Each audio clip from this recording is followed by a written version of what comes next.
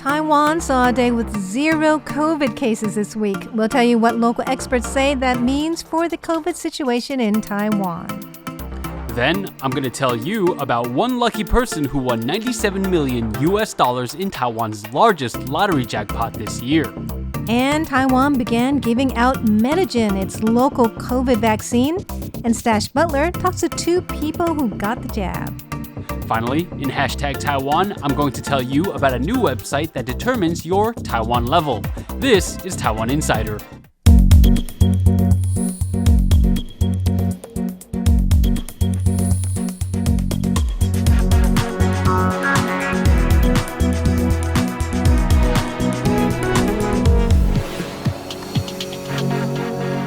Great news, Taiwan saw 0 local COVID cases on Wednesday and only 2 today. I am so proud of Taiwan for containing this recent outbreak. We went from daily case numbers in the high triple digits in mid-May to just single digits today. So what do experts think about what this means for Taiwan? Let's take a look. It's been a long 108 days. But after months of lockdowns and restrictions, Taiwan finally reported 0 cases of COVID-19 on Wednesday for the first time since May the 9th.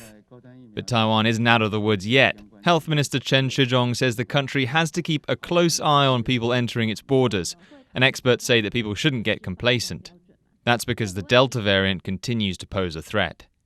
Government health official Li Bingying says Taiwan might be able to eradicate COVID-19 within its borders, but one day without new cases is not enough to tell. More than 40% of the population has had at least 1 vaccine dose, but come the winter, when diseases spread more rapidly, experts think Taiwan could face further challenges. So even if there are 2 weeks without new cases, the risks are still considerable. National Taiwan University Hospital's Dr. Huang Limin says people carrying Delta continue to arrive from overseas. He says that's why it's so hard to ease restrictions. Huang says all it would take is 1 case to slip through to cause a big problem. Even with 0 domestic cases, Taiwan cannot rest easy until the global pandemic is over. All eyes are on next-generation vaccines and cutting-edge treatments to win the battle against the virus.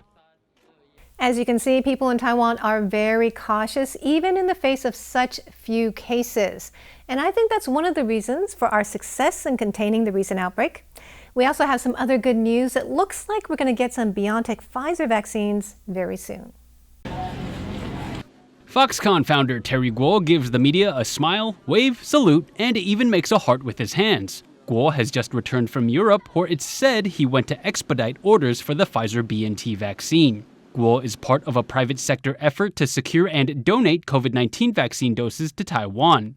The group has secured a deal for 15 million doses of the vaccine, but a concrete delivery date has yet to surface. Now, initial reports indicate that Taiwan may receive 1.5 to 2 million doses of the vaccine at the end of August, which is next week.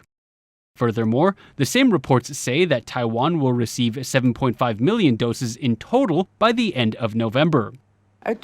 However, Amanda Liu, CEO of Foxconn's Yongling Education Foundation, which spearheads the donation effort, says that official announcements will be made in accordance with government policy. When asked about the vaccines, Health Minister Chen Shizhong simply said that shipments will arrive periodically in the following days. As Taiwan gets more vaccines, the country won't just stave off COVID-19, it'll be keeping away the people's collective coronavirus anxiety. With cases down, Taiwan now just needs to get people vaccinated. And Taiwan started using the Medigen vaccine this week. So with all these different options for different vaccines, which one do people in Taiwan prefer?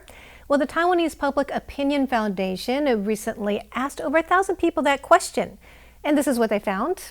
The number 1 preference was for Moderna at 41%. Then it was the Pfizer-BioNTech vaccine at 24%. Medigen is number 3 at 11%. Then comes AstraZeneca at 10%. And the rest are undecided. Up next, Staś Butler talks with people who got the Medigen jab this week.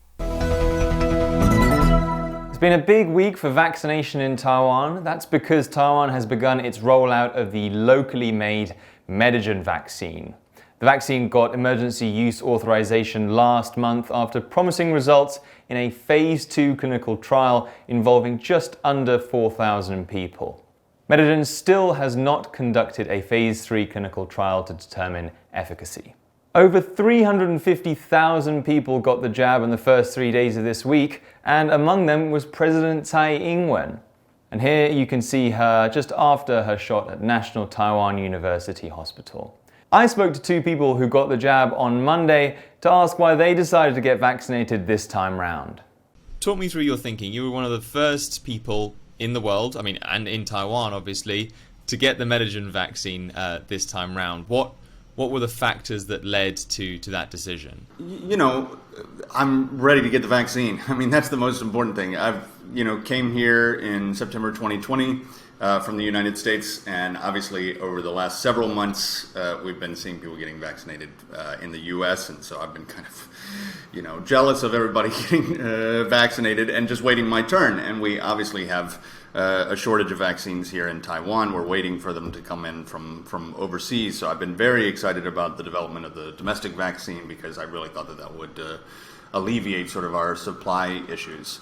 And then I just more generally have confidence. I think that it's not in the long-term interest of the government to put out a bad vaccine, something that's not going to be effective or it's not going to be safe. People say you have political considerations, and sure, DPP might get a boost in confidence for a couple of days by having this vaccine, but ultimately, if it's a bad vaccine, it's not going to do anybody. The efficacy numbers are not in yet, but somebody has to be first, and I'm happy to do it. I've just been looking to get vaccinated in general since I moved back to Taiwan end of last year, and honestly, I trust my government.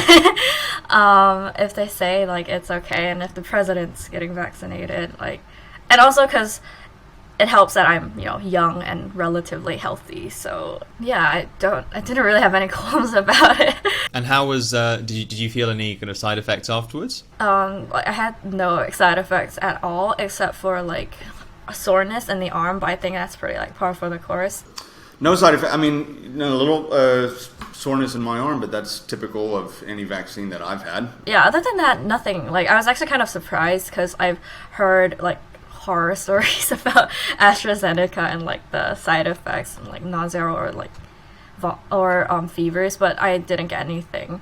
Aside from the kind of the question of efficacy and so on, that some people have been kind of raising the question, particularly for people I suppose like you and me who come from abroad, that maybe the lack of international recognition for Medigen might be a problem in the future for travel. What was your thinking around that issue? Yeah, I tweeted a photo of my of my card, and it went strangely viral. I really didn't expect that at all, and it seems to be driven mostly by Taiwanese folks who are sort of shocked that a foreigner in particular, I think, would be interested in getting this vaccine for various reasons. But one of those things is, just as you say, the international recognition. And to me, it seems like, well, first of all, none of us are traveling anywhere anytime soon. I'm certainly not.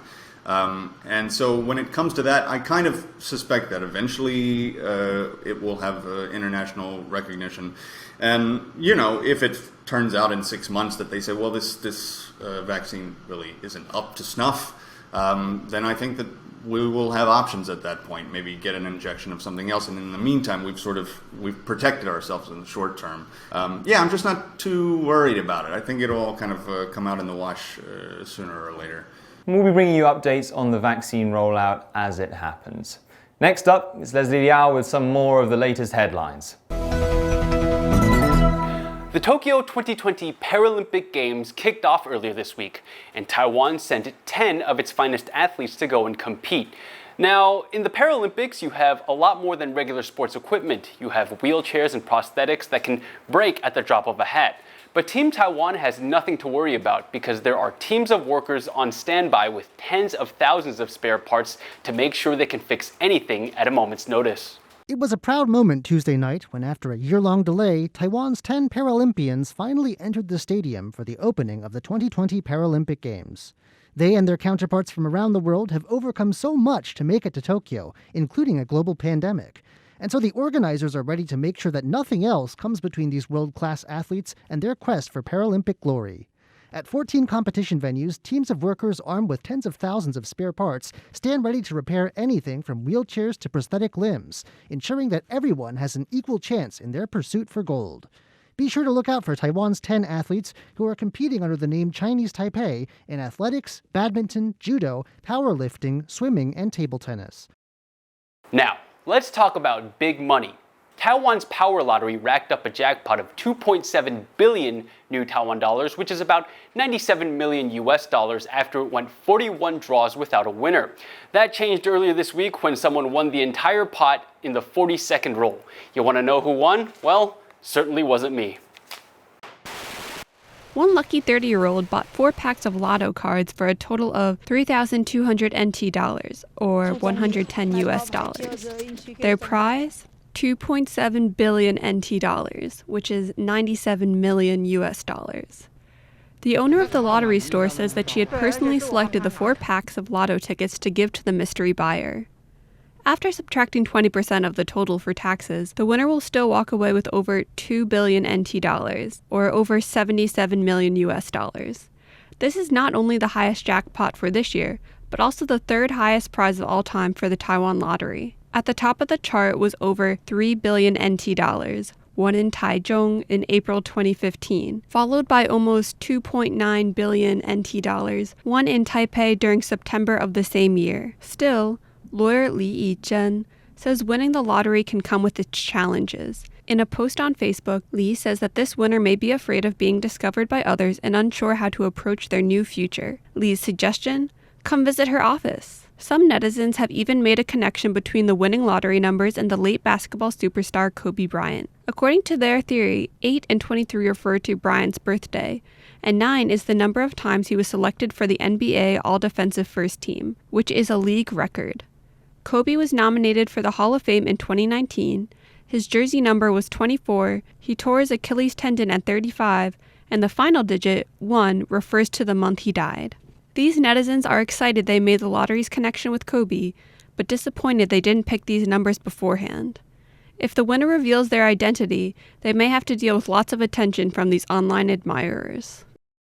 Next up, a new website has Leslie questioning his identity in #Taiwan. Here's a question for you. How should we go about measuring someone's Taiwanese-ness? Like, how do we quantify how Taiwanese someone is? Okay, so take me for example. I was born here, I went to school here for 3 years, and I've lived here for the past 7 years or so. But does that make me more or less Taiwanese than someone who, let's say, wasn't born here, but has lived here longer than I've been alive? Now, I understand this isn't a competition, but it would be nice to know, just really boil it down to a single number. Well, this is where Taiwan Twitter saved the day. I give you Taiwan X, a tool to help determine your Taiwan level, which is measured by detailing how many places in Taiwan you've been to. Your Taiwan level takes into account how extensively you've interacted with Taiwan's locales. Here's how it works. You're presented with a map of Taiwan, which is divided into its counties and municipalities. You can click on each county and choose from 6 options indicating your level of interaction with said place. The higher your level of interaction, the higher your Taiwan level. The 6 choices are: never been there, passed there, alighted there, visited there, stayed there, and lived there. Having never been somewhere is worth 0 points. Every subsequent choice after that is worth 1 additional point. So if you've lived somewhere in Taiwan, well, that'll give you 5 levels towards your final Taiwan level. Your cumulative level of interaction across all of Taiwan's places is your Taiwan level. My Taiwan level is 72,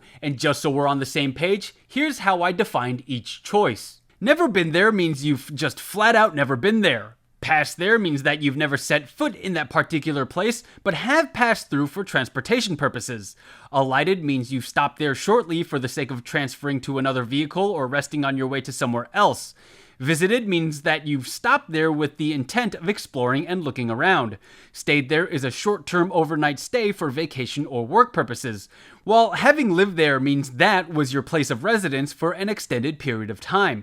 The maximum Taiwan level a person can attain is 110. Apparently, I've got a long way to go. It's just those outlying islands just mess up my score. Anyway, the creator of this fun little measurement device goes by the name Zong. Judging from his website, he's a software engineer who has a master's in electrical engineering and a bachelor's in nanotechnology. Smart cookie, man. Really smart guy. He says Taiwan X was inspired by a similar concept in Japan. The original version was a primitive website, but Tsong actually updated the idea with a Japan X. Shortly after that, he made Taiwan X. Look, I don't know what good can come of measuring and comparing our Taiwan levels, but it's nice to know we have that option. Still though, I know there are better things I should familiarize myself with, like say my credit rating or my police record. And before we leave you, here's a look at some of the other news stories that are on our radar. All air freight from Vietnam is now subject to manual checks at customs. That's after pork products smuggled in from Vietnam tested positive for the African swine fever virus, a virus that is fatal to pigs and could devastate Taiwan's sizable pork industry. Taiwan is stepping up efforts to keep the Delta variant of COVID-19 at bay. New measures include random serology tests on recently donated blood, increased inspection of wastewater for signs of infection, and regular rapid tests for staff at international airports. Officials have released a preliminary report on Taiwan's deadliest train crash in recent memory, the collision of a Taroko Express train into a construction truck that had slid onto the tracks in April. Bad luck is largely to blame, but noteworthy is the fact that the accident happened not long after the Railways Administration approved the contractor's request to end 24-hour supervision of the worksite where the truck slid down from. Taiwan is set to upgrade its missile production capabilities to the tune of $7.1 billion. That's amid the continued threat of a Chinese missile barrage targeting the island. Taiwan also plans building and renovation at 12 missile launch sites in Liao County to house the Taiwan-made Skybo 3 surface-to-air missile system. It's great to be with you guys in the studio again. That's how we end the show. So I love that game that you introduced Leslie, on you beat hashtag. me. I mean, I think it's got no surprise that you beat. What did beat you me. get? I think I got 63. That's pretty good. It's for not too bad. I've only been here, like 1 less year or than 2 something. years. Less than 2 years. You went around the island on a bicycle, though, right? That definitely really That counts for a lot. That counts for a lot. That covered a lot of ground. Yeah, I mean, I think, like you were saying, I think the outlying islands really let me down. They cost me, man. No. They definitely cost me. I need to go and live on Penghu for a bit or something like that. I mean, that's the best way to raise the Taiwan level, right? I've been to 2 outlying islands. I got 66. 66. Yeah. I've lived in quite a few places, not lived, but I've stayed in quite a few places and always been here in Taipei. Any kind of weak spots that you need to visit more? Yeah, the center, like the remote areas of Taiwan. I see. And also Jingmen, Mazu, I haven't been there. Yeah. Or Lanyu. I've done a lot for work. That's the thing. I've done stayovers for work. Oh, cool. So that's a big thing. Anyway, on the topic of our Taiwan level, if you were to live somewhere anywhere else with the goal of raising your Taiwan level or not, where would you live? Stash? I'm going to go with my favorite city in Taiwan, Tainan. Oh, Tainan. Yeah. Why? I don't know. I mean, I'm just a real fan of like the kind of slow living, the food, also just like the beautiful old buildings. That's just something that Taipei doesn't have as much of. At least, I mean, Tainan has loads. So. Lots of culture there too, right? Yeah, exactly. Tainan's great, man. Beef soup. Natalie? I love the coastline. I think the eastern coast is one of the most beautiful in the world. So I would love to live in Hualien. I think that would be fun. Go to the beach every day, hang out and enjoy the slow living there. Well, Natalie, I have to agree with you, but I'm a little more broad. I would say Ooh, East Coast. That's really That's broad. true. It is really broad. It's like half of Taiwan. But if I wanted to raise my Taiwan level, I would just straight up go live on one of the outlying islands, right? But anytime I go to the East Coast, whether I'm making the drive out there, I'm just like, I could stay here. That's I true, could stay me here. too. Yeah. And I would just never look back. And I think I want to retire out here. That's my goal. That's the place. Yeah. Anyway, that just about does it for this week's episode of Taiwan Insider. We hope you enjoyed it. I'm Leslie Liao. I'm Natalie Tso. And I'm Staś Butler. Make sure to follow us on our social media channels. Yes, check us out on YouTube and Facebook and leave a comment. We would love to hear from you. Don't forget to tweet at us. Our handle is Taiwan Insider. Anyway, guys, until next week, see you around.